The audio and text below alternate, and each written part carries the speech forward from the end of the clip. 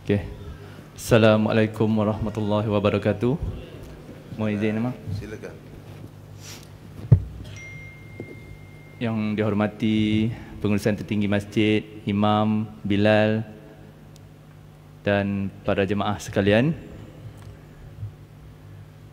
Macam yang kita nampak dekat depan, hari ini saya bukan nak bagi ceramah, bukan nak mengajar, tapi kita nak berkongsi, saling ingat mengingati tentang apa yang berlaku sekitaran kita ni, tentang scam. Sejak 2 menjak ni, kiri kanan, depan belakang, semua bercerita pasal scam. Sebab apa? Scam ni dia melibatkan duit. Orang kata tak ada duit boleh hidup, tapi nak hidup perlukan duit. Okay, first kali bila dengar pasal scam, saya ada sebelum semayang maghrib tadi, saya ada borak-borak dengan pelajar tahfiz kita. Saya tanya, kalau dengar pasal scam, kena scam, apa talian pertama yang kita kena ingat? Kalau siapa tahulah. Saya buka soalan ni balik dekat pelajar-pelajar tahfiz kita. Ada yang tahu tak pasal scam? Boleh? Sila. Apa talian pertama Pusat Scam Respon Kebangsaan? Semula 977. Cuba lagi, sikit lagi. Sila. 997. Okey, kalau cerita pasal scam, ingat terus 997. Boleh sampai sini? Ada sikit. Dia tak salah kalau polis bagi orang awam, tak apa. Jangan orang awam bagi polis.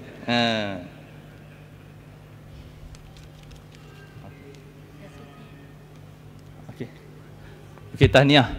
So, bila kita tanya, tak semua orang tahu pasal 997 ni. Kita terangkan, first kali scam 997. Apa dia punya tindakan selepas kita call dan bagi tahu yang kita kena scam dekat 997? Yang pertama adalah untuk freezekan duit. Itu untuk selamatkan duit kita lah kalau dah kena scam. Sikit-sikit tak galat, tapi kalau kena 10-20 ribu, mulalah terasa kan.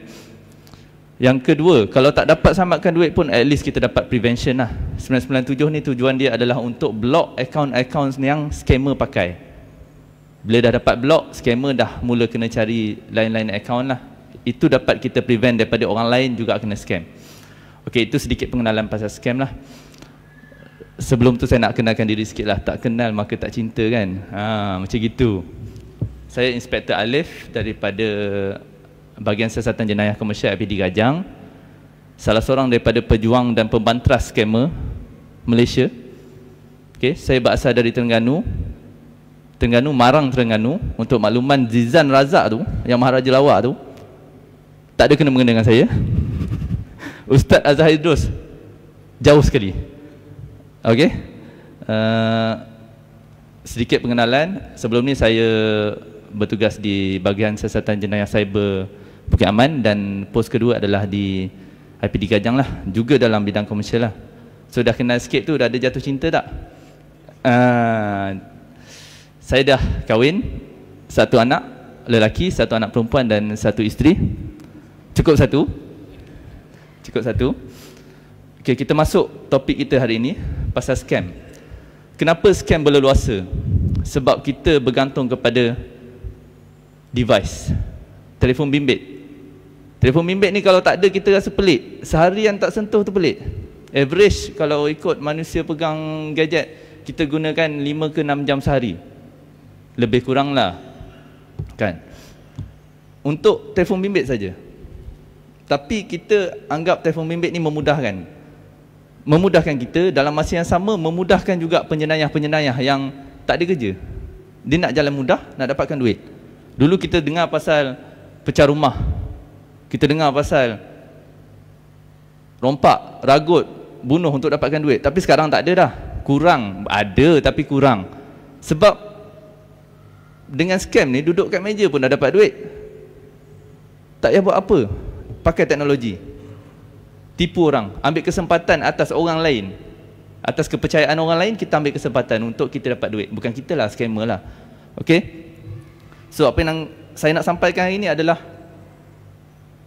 modus-modus operandi terkini berkenaan dengan scam Kita ni kena prevent diri kita, shield diri kita daripada kita di scam. Sebab penjenayah ni dia akan lagi advance dengan wujudnya AI, dengan wujudnya ChatGPT, Gemini dan lain-lain teknologi lain. Lagi kita terdedah dengan scam.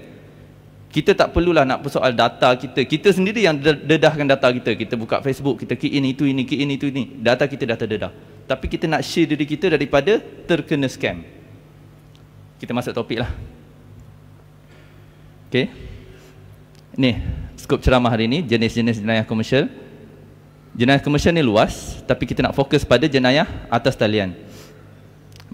Modus operandi, kedai akaun dan perkhidmatan yang kita berikan kepada rakyat Malaysia lah.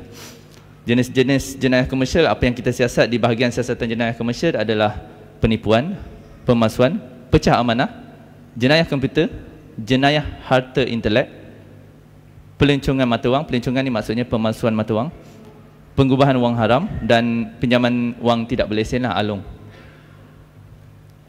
Okey, ini yang kita nak fokus hari ini.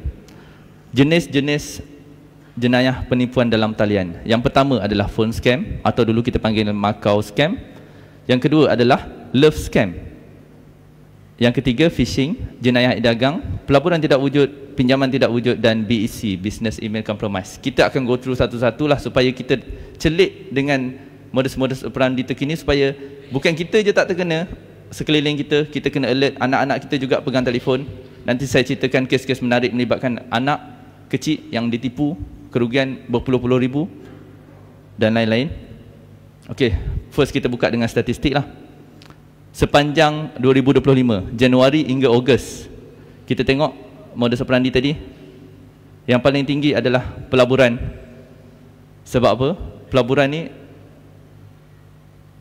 biasanya melibatkan orang-orang yang dah bersara ataupun yang umur dah lama sikit, senior, berpengalaman. Jadi dia pun duit banyak. So pelaburan tu melibatkan kerugian yang tinggi lah.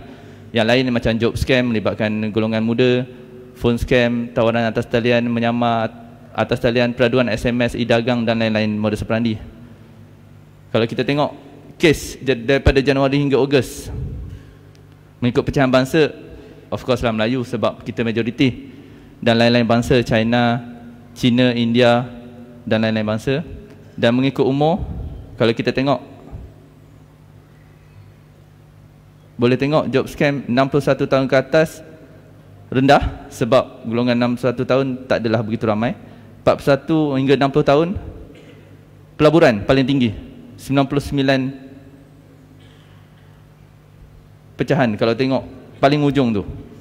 Dan job scam kalau kita tengok golongan remaja, macam saya cakap tadi lah, untuk kita orang-orang remaja ni dia cari duit lebih dengan job scam, part time job dekat atas talian. Okey, yang pertama adalah phone scam. Phone scam ni kita biasa dengar. Dulu kita panggil Macau scam sebab asas dia mulanya kes penipuan dalam talian ni daripada Macau dan bergerak ke seluruh dunia. Dan sekarang dah rentas sepadan pun. Suspek berada di Filipina, berada di Myanmar, tapi dia tipu mangsa warga negara Malaysia.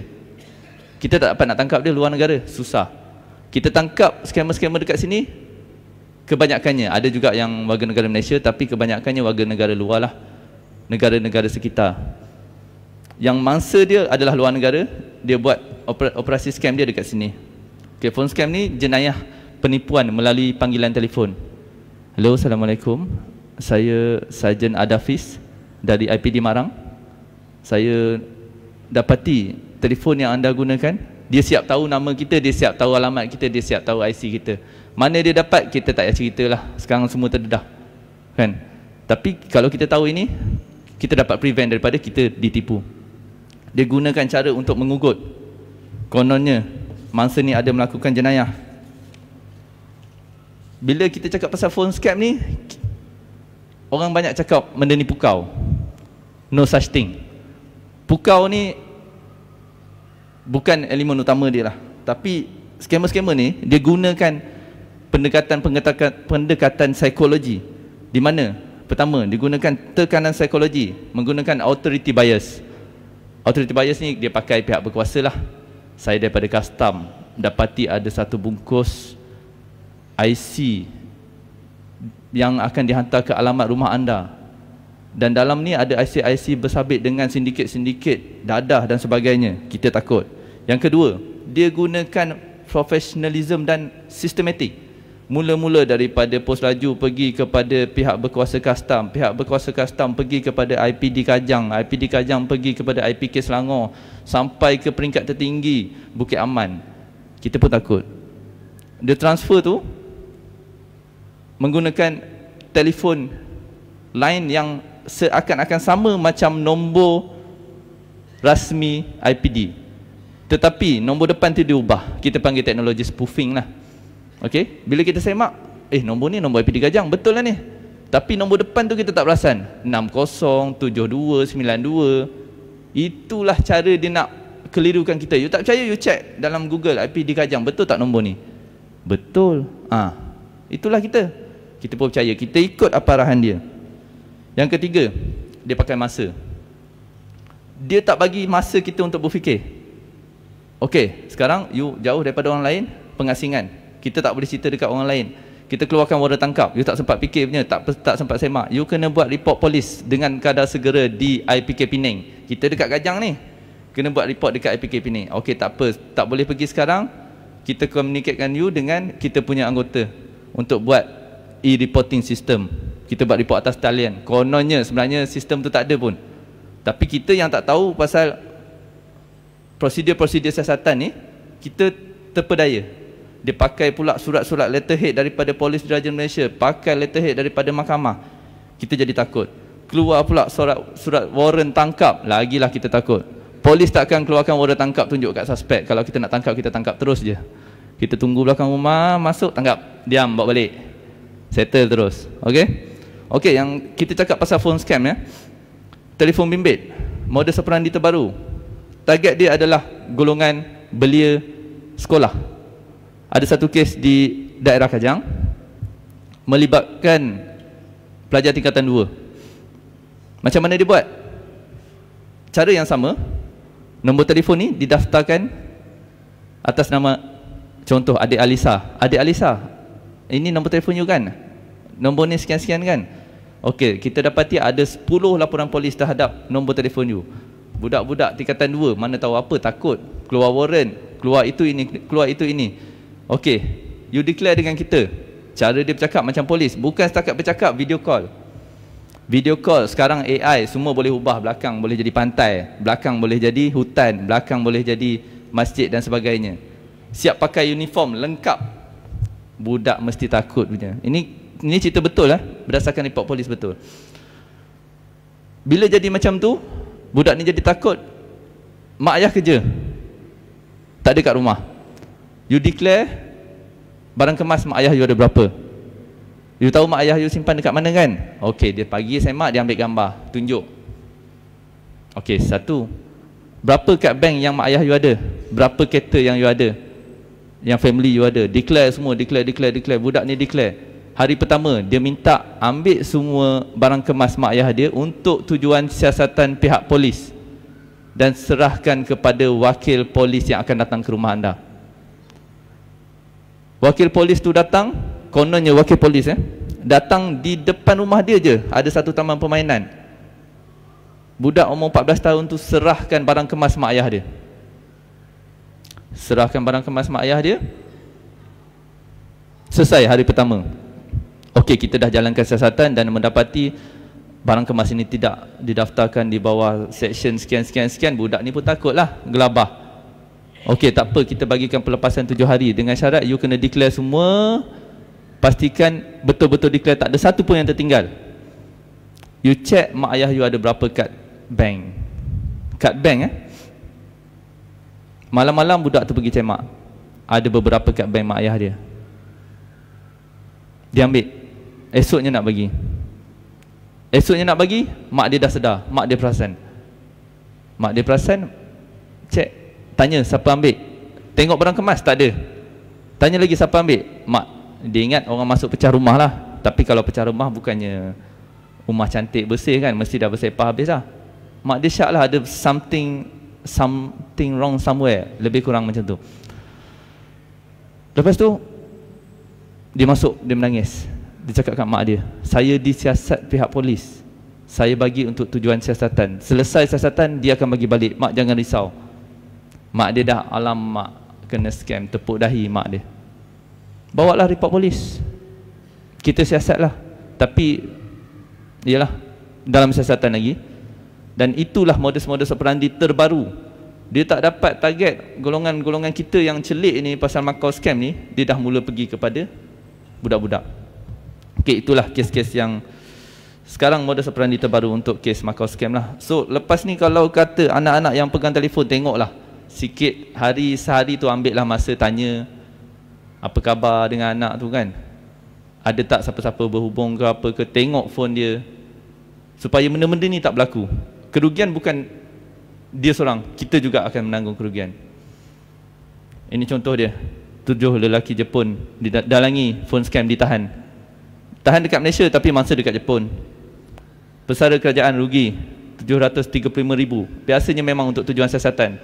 Kumpulkan dalam satu akaun milik kita sendiri untuk siasatan, dan kita akan serahkan kad bank tu bersama password kepada pihak polis juga. Inilah, kita ingat selamat kita kumpulkan dekat kita punya sendiri, tapi surat untuk siasatan tu daripada bank negara. Yang tak tahu prosedur mesti takut punya. Yang ketiga kes 8011 kes phone scam, rugi lebih 440 juta. Ini contoh-contoh phone scam lah. Jenis-jenis penyamaran: pegawai polis, pegawai mahkamah, custom, NSRC, SPRM.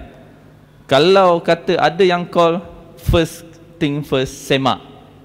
Ingat dalam kepala, semak. Dapat je call, semak. Pihak hospital, KKM, pegawai bank, LHDN, ejen insurans, syarikat kurier dan pegawai TM. Untuk makluman, sekarang kes NSRC, penipuan wakil daripada NSRC yang 997 tadi. Untuk makluman, NSRC tak buat panggilan keluar. Kita hanya terima panggilan saja. So kalau ada NSRC yang call, itu adalah scam.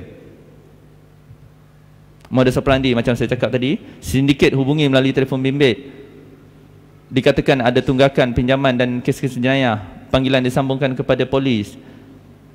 Dadah amla dan lain-lain. Diugut untuk tangkap. Masa diarahkan untuk memberi maklumat akaun dan memindahkan kepada akaun yang lain ataupun akaun sendiri, dan minta serahkan kad bank ataupun harta lah.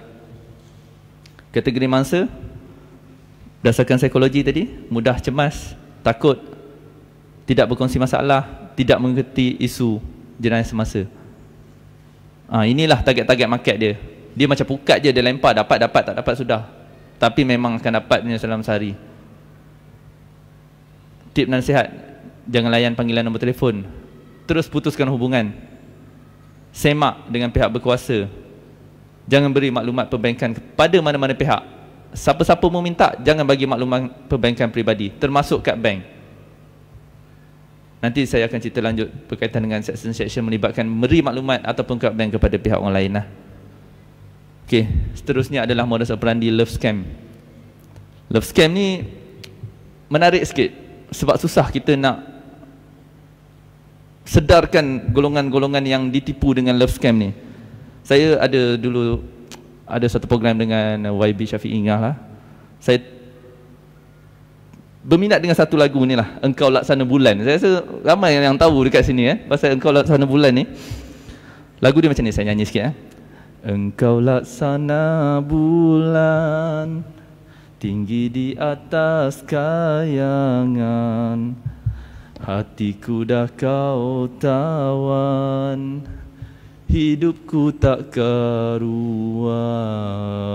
Okey boleh? Okey. Bila dah kena love scam ni, dia akan ambil masa. Love scam ni macam biasa, atas talian. Dia akan datang dengan akaun-akaun, kalau kita lelaki, perempuan cantik lah. Kalau perempuan pula, dia akan datang dengan lelaki handsome lah. Akaun-akaun yang macam tu, dia datang, dia mengorat dulu, dia tanya khabar. Kali pertama tanya khabar, Assalamualaikum abang sihat? Sudah. Diam dulu. Kali kedua, abang sihat lagi, esok dah semayang belum? Dia tanya macam tu. Bagus ni perempuan ni, beragama. Abang dah makan belum? Aduh, caringnya. Kali keempat, jeling. Kali kelima, pegang, lepas tu balas. Dah start balas tu, dah termakan. Itulah love scam. Tapi dia akan masa tanya khabar, mula-mula dengan pinjam duit, tolong top up. Lepas tu dia balas balik, dia bagi hadiah. Kalau perempuan, lelaki pun sama. Dia akan bagi hadiah, dia akan hantar handbag, dia akan hantar wallet, dia akan hantar perfume. Datang sampai rumah kita ni, aduh kita dah ada orang sayang aku lah, macam tu kan. Kena pula yang tengah kesunyian, yang mencari pasangan kekasih. Lepas tu kita pergilah kepada perenggan yang kedua. Mengapa ku diseksa, kenapa kita bersua, berjumpa dan bercinta, tetapi menderita. Last kali bila dah kena scam, mulalah menderita. So kalau kata nak berkenalan dengan online ni, pastikan bersemuka lah. Ingat lagu ni. Kalau rasa bercinta, aku ingat lah lirik lagu ni, Inspektor Alif nyanyi hari tu. Bercinta awal-awal happy, lama-lama menderita. Macam tu, ingat. Okay. Apa yang terjadi? Ada satu kes kerugian besar melibatkan jutaan ringgit. Okay. Awal-awal bercinta, dia ambil masa 2 tahun tau untuk dia dapat jutaan ringgit daripada kekasih dia. Masa seorang perempuan berumur 27 tahun, lebih kurang. Okay, cerita dia lebih kurang macam tu lah, tak adalah exactly fact. Dia bercinta, dia dapat handbag, dia dapat perfume macam yang saya cakap tadi. Dalam masa yang sama juga, dia pun ada share lelaki tu pinjam duit dan sebagainya. Pada satu hari, lelaki tu minta dia tolong untuk unfreeze-kan akaun bisnes lelaki tu, suspek tu lah. Yang perempuan ni simpanan dia banyak. Jadi dia cakap, okey lah, kekasih 2 tahun bercinta, padahal dia pindahkan aset dia untuk bantu unfreeze-kan. Apa yang lelaki tu buat? Lelaki tu bagi satu laman web bank palsu. Dalam laman web bank tu, dia boleh buka, lelaki tu bagi username dengan password dekat perempuan tu. Bila perempuan tu semak, betul lah ada duit. Contoh 43 juta. 43 juta ringgit dibekukan oleh kerajaan. Jadi perlu bayar cukai sebanyak 2 juta ringgit untuk unfreeze. Itu je. Simple je modus operandi dia. Okey, lelaki perempuan ni pun keluarkan duit, bagi 2 juta ringgit menggunakan transaksi melalui kaunter lah. Transfer, diam. 2 tahun bercinta, diam, macam tu je. Kononnya nak unfreeze-kan duit bisnes, hilang 2 juta ringgit. Contoh macam tu lah. Jadi siapa yang rugi?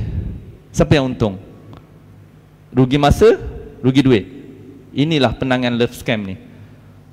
Dan kalau kata tengok sekeliling kita, anak-anak ke, anak perempuan ke, anak lelaki ke, mak-mak kita ke, tengok kalau dia tengok telefon senyum-senyum tu, tanya sikit.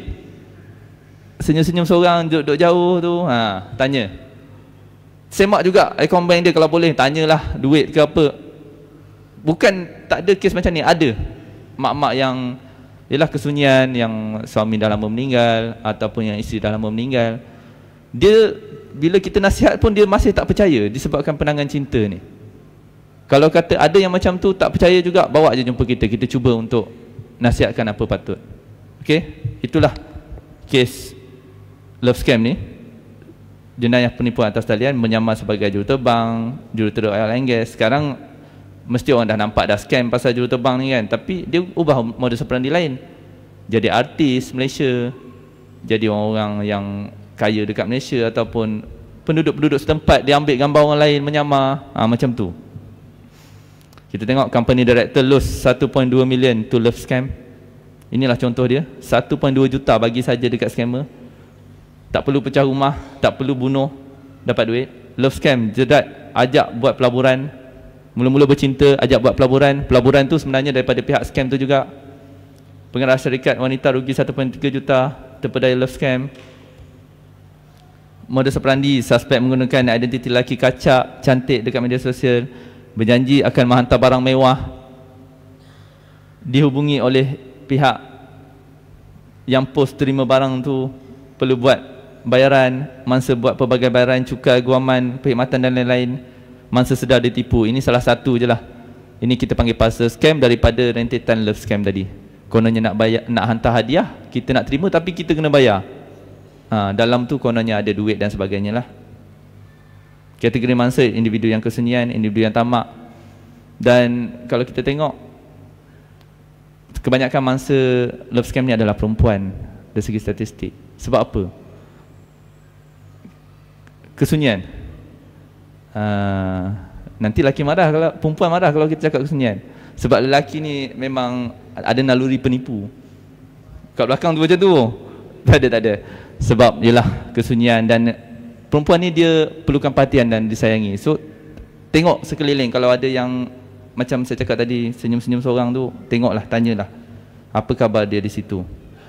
Tip dan nasihat, jangan mudah percaya dengan online punya pengenalan.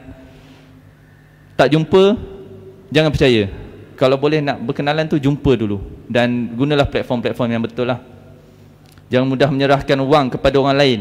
Jangan nak bagi duit sebab nak tolong dia accident ke, kereta rosak ke. Biasa macam tu lah love scam. Semak akaun media sosial, kadang-kadang pakai gambar orang lain. Dia baru buka hari ni, terus ajak berkenalan, macam tu. Dan beritahu pasal kenalan kita tu dekat orang lain lah. Sama ada dekat, tak boleh beritahu isteri kan, beritahu orang lain lah, kawan-kawan ke apa kan. Okey, yang seterusnya adalah jenayah e-dagang. E-dagang ni biasa kita dengar, di mana menawarkan perkhidmatan jualan atas talian. Ciri-ciri penipuan e-dagang, tempoh tawaran singkat.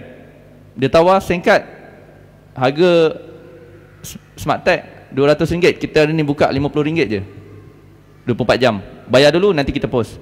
Itu contohlah jenayah e-dagang. Stok terhad, ada 50 unit je, lambat tinggal. Harga jauh lebih murah, macam tadilah, siapa cepat dia dapat. Jenayah e-dagang. Yang terbaru adalah jenayah e-dagang menggunakan 3 penjuru. Contoh, saya nak jual motor kepada Imam. Imam nak beli motor, saya nak jual motor. Tapi akan ada datang pihak ketiga yang kononnya broker. Pihak ketiga tu bagi tahu kat saya, dia nak ambil untung atas angin. Dia bagi tahu Imam pula, yang nak jual ni adalah adik ipar saya. Apa-apa berhubung dengan saya je. Dia tak tahu pasal jual beli. Nak bayar pun bayar dekat pihak ketiga, bukan bayar dekat pemilik motosikal. Dia jumpa kan, Imam dengan saya jumpa, tengok motor test, Imam pacak 3 tiang laju kan. Dah jumpa ni, lepas tu okey lah, setujulah nak bayar. Balik dulu, nanti esok kita tukar nama, kononnya kan. Balik tu bayarlah. Okey, saya bayar dekat pihak ketiga, nama Faizal. Okey Faizal, saya berminat dah, saya dah jumpa adik ipar you tadi, saya bayarlah. Bayarlah RM13,000 wai suku. Bayar RM13,000, dah bayang lah ni, aku nak pergi ride dengan member semua, Imam berangan kan. Esok nak pergi ambil motor, saya cakap, mana ada Imam bayar lagi kat saya tak terima duit lagi. Nanya. Masa tu Imam bertanya, betul ke you adik ipar? Tak ada, saya pun dengar arahan daripada dia. Sudah, saya kena tipu, Imam kena tipu, yang rugi Imam. Macam tu. Itu modus operandi e-dagang lah. Kita dah berjumpa, kita dah test motor, tapi tetap kena tipu lagi. So lepas ni hati-hatilah kalau nak beli barang atas talian. Tanya betul-betul, bayar kepada pemilik kenderaan tu. Okey? Macam ni, beli kucing secara dalam talian rugi RM70,000. Remaja rugi RM18,000 ditipu beli iPhone 12. Beli kereta terpakai RM158,000 tidak wujud. Bayaran deposit kereta kononnya import daripada Singapura lah kan, murah lah. Itu banyak tipu. Kebanyakan yang tipu. Sila.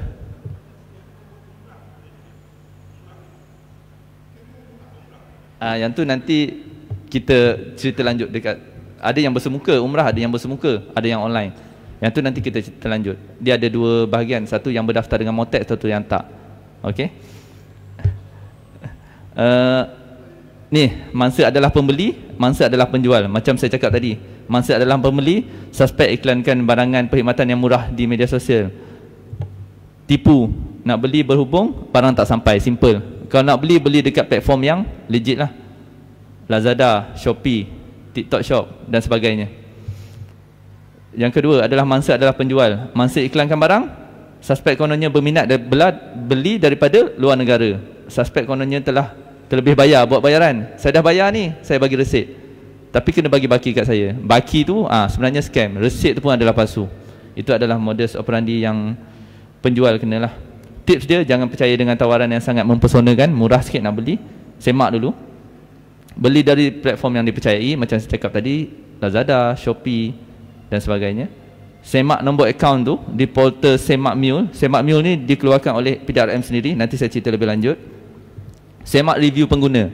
Kalau nak beli barang tu, kalau akaun baru buka hari ni tak ada review, was-was lah, janganlah beli. Ini tipu idagang lah. Tipu tawaran kerja atas talian yang macam kita tengok statistik tadi, banyak golongan muda. Tipu like and share. Kita like dapat duit, like dapat duit, share dapat duit. Kali pertama dia bagi duit. Job sehari 5 je boleh buat. Satu job dapat RM5, contoh 5 dapat RM25. Tapi kuota dia sehari 5 je. Kalau nak upgrade kepada 100 kuota sehari job, kena bayar RM5,000. Macam tu, RM5,000, 100, dapatlah sehari. Nak upgrade lagi, kuota kepada 10,000 job sehari, like and share je dapat duit. Satu like RM5, kena bayar RM40,000. Kita kira-kira, okey, sebulan dah pusing modal dah, so aku bayar RM40,000, so aku buatlah job tu sebulan. Tapi bila nak keluarkan duit keuntungan tu, dia tak bagi dah. Kena bayar cukai lah, kena bayar macam-macam lah, proses buka akaun, proses pindah milik lah, apalah. Masa tu mulalah, oh, aku dah kena tipu. Datang report polis, tak ada masalah, kita bantu. Tapi kalau boleh, prevent daripada kerugian tu dulu. Okey? Kalau dah kena, macam saya cakap tadi, call terus 997 untuk block duit dan block account. Ini contoh tipu kerja atas talian. Congratulations, you have been selected PPB Group Berhad. Work online, online aja dapat duit, tapi kita kena bayar untuk kuota, proses dan sebagainya lah. Tipu tawaran kerja sambilan lagi. Seterusnya adalah phishing. Phishing ni adalah dia macam memancing lah, mancing data untuk dia dapat akses kepada kita punya akaun lah. Kaedah mendapatkan maklumat peribadi, data perbankan, mangsa melalui aplikasi dan laman web palsu. Suspek menghantar link melalui telefon. Yang terbaru adalah nak beli durian. Nak beli durian ni, beli durian RM100, Musang King dapat 5 biji. Okey, dah murah, kita pun buat bayaran. Buat bayaran gagal. Tapi sebenarnya masa kita buat bayaran tu, dia akan link kepada bank Islam contoh. Kita masukkan username, masukkan password. Lepas tu dia suruh masukkan approve OTP dan sebagainya. Masa masukkan username dan password, website tu adalah palsu. Dia dah capture kita punya username dan password, so dia dah dapat sign in kita punya username password. Okey, kita pun masuk, dia dah boleh tukar limit melalui online atas talian. Tapi macam mana dia nak access approval yang melalui aplikasi perbankan tu kan? Sekarang tak pakai TSC, kita pakai approval. Okey, dia cakap okey, bayar durian dah gagal, you kena download satu aplikasi untuk kita hantar dulu, nanti sampai baru bayar. Kita pun download lah aplikasi yang dia suruh download tu. Kita download APK Android Package Kit. Kita download, dia suruh buka butang sekian butang, kononnya untuk detect kita punya location, untuk memudahkan pembayaran dan sebagainya. Masa kita download, kita buka butang tu, automatik dia dapat akses kita punya telefon. Mirror, cermin. Telefon kita ni ada dekat laptop dia. Dekat situlah dia buat transaksi keluar duit dan sebagainya. Kita tak terima apa-apa notifikasi pun, sebab dia terima notifikasi melalui laptop dia. Masa tu sedar-sedar duit dah hilang. Nak beli durian RM100, hilang RM100,000 dalam bank. Ada yang pula dia ambil pula, kita link dengan tabung haji, dia ambil daripada tabung haji bawa keluar bank masuk pula dekat akaun dia, hilang duit. Masa tu datang report polis, tak ada masalah, kita bantu, cuba bantu, tapi rugi dululah kan. Kalau boleh alert dengan benda-benda macam tu. Jangan download apa-apa aplikasi luar daripada yang legit punya melalui App Store dan Play Store. Okay, inilah phishing. Kemaskini akaun bank, dia hantar email, kena kemaskini akaun public bank dan sebagainya. Menang hadiah bantuan. Kita nak menang, kita nak tebus tu, kita tekan link, masuk akaun bank. Sama macam tadi juga, dia dah ambil maklumat data kita lah. Mak turun aplikasi yang saya ceritakan tadi. Modus operandi, terima fail pautan, tekan link pautan, isi maklumat, tanpa masa sedari, duit hilang. Inilah yang terjadi. Tengok, macam betul bank negara, tapi sebenarnya palsu. Link daripada sumber tak pasti. Okey, seterusnya adalah pinjaman tak wujud. Bila dah duit hilang banyak, dah kena pelaburan dan sebagainya, walaupun tak kena scam ke apa, terdesak nak cari duit, kita pun cari pinjaman mudah online, 24 jam boleh dapat, kita pun apply. Okey, maaf ya, beri laluan untuk azan isyak dulu.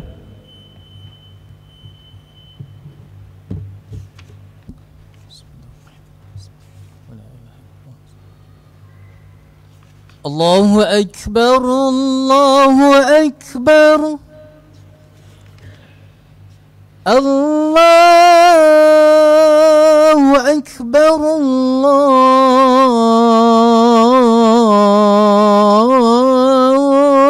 Allahu Akbar.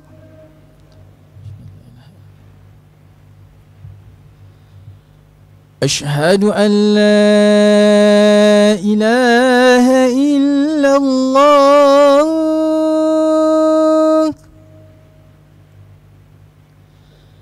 Ashhadu an la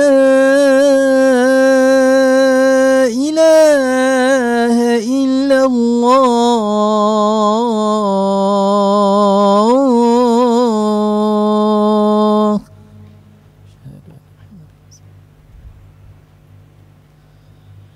Ashhadu anna Muhammadar Rasulullah.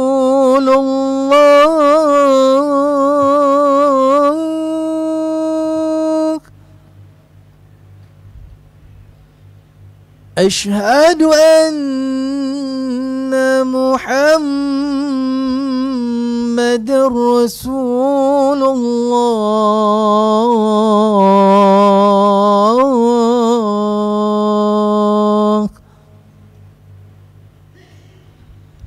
Hayya 'ala as-salah.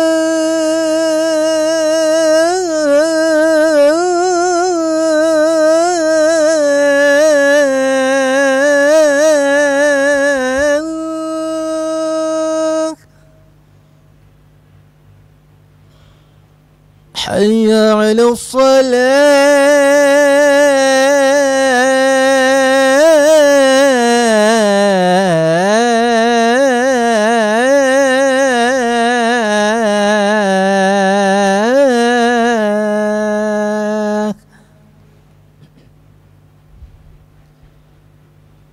Hayya 'ala al-falah.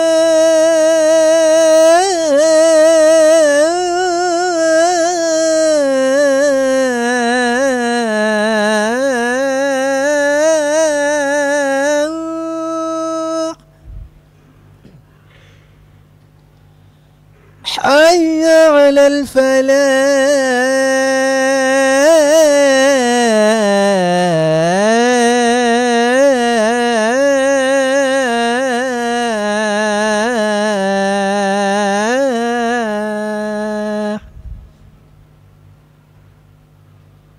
Allahu Akbar, Allahu Akbar.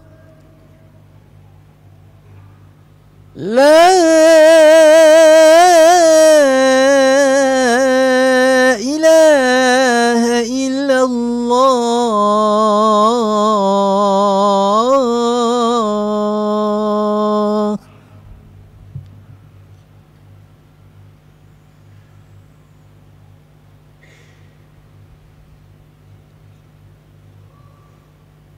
Bersama.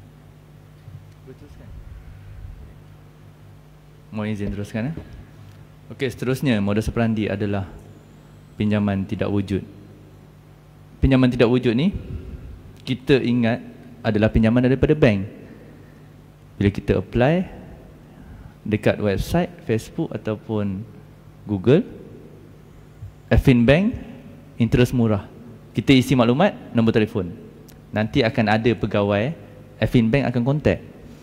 Contoh saya Nasrul daripada Affinbank. Dia siap bagi kad, business card Affinbank, dia tawarkan interest, dia minta detail, isi borang form sebiji macam Affinbank.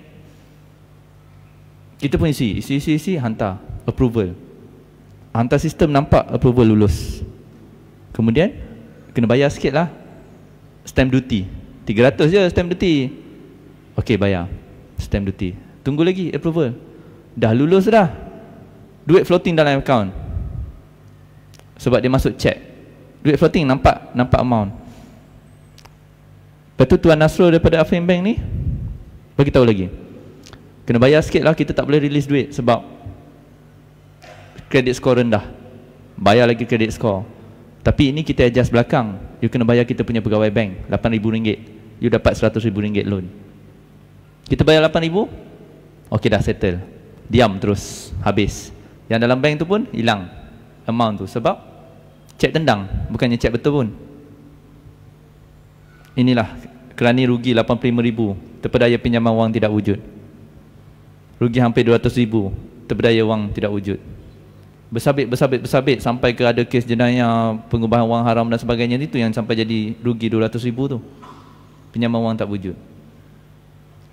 Modus operandi suspek tawarkan pinjaman, berhubung dengan talian mangsa, minta buat bayaran, tak dapat duit, kita pula buat bayaran. Macam itulah, sikit sebanyak. Okey, seterusnya pelaburan tak wujud. Yang ni macam kita tengok statistik tadi, golongan 40 ke 60 tahun. Mangsa ditawarkan pelaburan melalui Telegram. Telegram banyak, WhatsApp jarang-jarang. So tapis, semak dengan Suruhanjaya Security dan juga Bank Negara untuk pelaburan. Okey, mangsa dijanjikan pulangan berganda, masuk 1,000 dapat 100,000. Contoh. Yang ni kita nampak macam tak logik lah kan, tapi ada juga yang tertipu.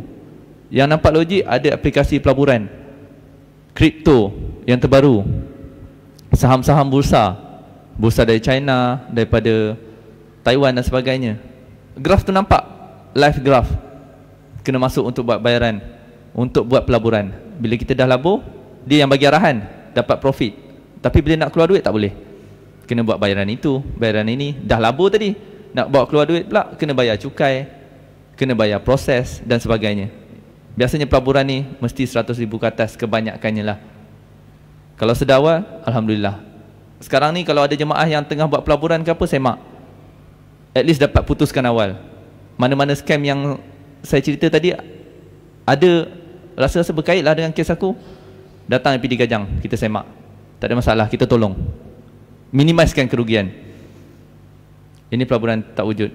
Dan yang terakhir, business email compromise. Business email compromise ni, dia akan hack kita punya email, dia dapatkan kita punya supplier dan sebagainya, dia akan menyamar jadi supplier itu. Yang ni lebih kepada golongan-golongan yang ada bisnes lah. Dia akan menyamar, just ubah satu huruf saja.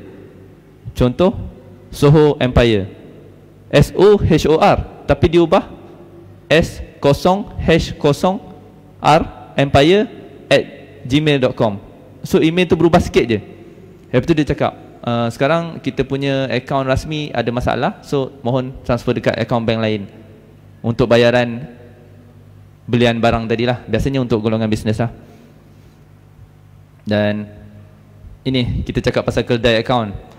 Siapa-siapa tak lari daripada keldai akaun. Kalau ada duit masuk yang mencurigakan, tiba-tiba orang WhatsApp, saya tersalah transfer lah, boleh tak transfer balik dekat saya? Duit masuk 800, saya tersalah transfer kat awak, awak transfer balik kat akaun saya boleh? Saya bagi akaun ni, akaun AB. Tapi sebenarnya kita terima duit daripada akaun CD. Dia minta tolong transfer je, kita pun transfer lah dekat akaun AB. Tapi sebenarnya dia dah tipu orang lain, masuk dalam akaun kita, dia cakap salah transfer, dia suruh transfer ke sini. Mana dia dapat data, itu dia punya cerita, tapi kita prevent kita punya diri. Okey? Daripada jadi keldai akaun. Yang kedua, buat pinjaman, jangan sesekali serahkat kepada orang lain. Pantang komersial kalau serahkat. Serahkat kita tuduh mahkamah. Sebab kesalahan di situ, serahkat pada orang lain. Kad masa kita sign untuk buka akaun, kita tak boleh serah pada pihak ketiga. Macam saya cakap tadi, serah kad bank kepada orang lain. Jual dan sewa lagilah salah. Memang tak ada duit dalam akaun kita, tapi kita sewakan dekat orang lain untuk dapatkan duit. Orang lain guna untuk scam. So kita bersebahatlah dengan scammer. Ketiga, untuk tawaran kerja dan pinjaman lah. Hukuman Undang-Undang 424, mengalih dan menyembunyikan harta secara tidak jujur masuk ke dalam akaun kita daripada hasil penipuan. 291 akta kesalahan kecil, memiliki harta secara curang tanpa kita tahu pun itu adalah hasil penipuan. 424A, pemilikan atau kawalan instrumen pembayaran akaun. Maksudnya sekarang kita dah boleh tuduh siapa yang ejen untuk cari kad untuk disewa. Kita dah boleh tuduh juga pemberian pemilikan dan kawalan instrumen pembayaran yang bagi dekat orang lain, pemilik akaun. Hukumannya kalau tengok tidak kurang daripada 100,000 dan tidak lebih daripada, tidak kurang 10,000 dan tidak lebih daripada 100,000, atau penjara tidak kurang setahun dan tidak lebih 7 tahun. Berat. Just sebab duit masuk singgah dalam akaun kita, kita dapat RM1,000 upah kononnya, lepas tu kita kena hukuman ni, bayar lebih berat lagi. Ini untuk satu kes. Kalau 10 kes satu Malaysia, 10 kes lah kita tuduh. 424C, pemilik akaun dan ahli sindiket lah yang bekerjasama. C2, miliki instrumen akaun orang lain, ahli sindiket. Okey, objektif utama sindiket penipuan online adalah untuk mendapatkan wang mangsa. Nak tak nak dia nak duit kita je. Siapa yang ada duit banyak tu hati-hati. Yang tak ada duit, insya-Allah selamat lagi. Okey. Sindiket menghilangkan akaun kedai, sewa akaun dan sebagainya, elak kan? Jangan bagi. Akaun kita pakai. Nak dapat duit cari cara lain. Nanya kalau kena tuduh, kena tangkap, duduk lock up. Kedai akaun boleh dihukum penjara 7 tahun, denda PDRM kena pasti lebih 208,000 kedai akaun, dan ongoing kita masih lagi mencari dan menangkap pemilik kedai akaun. Kalau ada rasa curiga dengan duit masuk, terus report polis dan minta bank yang pulangkan kepada orang yang hantar duit tu. Jangan kita gatal-gatal pulang sendiri. Ini macam saya cakap tadi, awal-awal bersabit dengan scam je 997. Kena scam je 997, emergency 999, scam 997. Okey, ini laman web yang PDRM sendiri bangun kan untuk semak mule. Semak mule ni kita semak nombor akaun yang kita nak bayar ataupun nak transfer duit. Dalam tu dia akan linkkan dengan kita punya data. Kalau ada report polis, contoh akaun saya ada 5 report polis, dia akan keluar dalam tu semakan. Kalau yang tak ada report polis pun, pastikan jauh daripada modus-modus operandi tadilah. Akaun-akaun yang legit lah untuk kita buat transaksi.